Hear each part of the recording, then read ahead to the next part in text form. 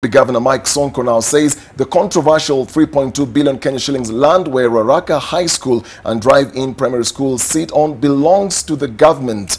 Dispelling the notion that it is private, Governor Sonko said the subdivision of the land was done in 1982 and any land surrendered to the government for construction of social amenities ceases to be private. Murithi reports on this unfolding saga.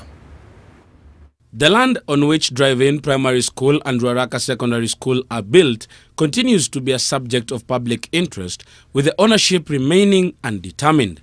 Just a minute, Governor. Nairobi Governor Mike Sonko is the latest senior official to be questioned about ownership.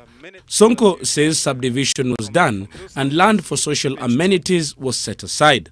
Nursery, primary and secondary school sites, commercial centers, special purpose plots and shopping centers to be surrendered to City Council free of cost. The law requires 10% surrendered for any piece of land that is beyond 5 acres.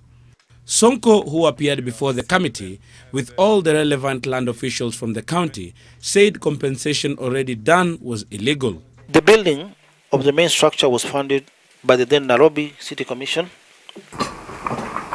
Early this year, Lands Cabinet Secretary Farida Karunei had told the same committee that the Commissioner of Lands should not have proceeded to issue the title deed on the land because the original owners, Afrison Export Import and Hewland Limited, opposed the subdivision of the land.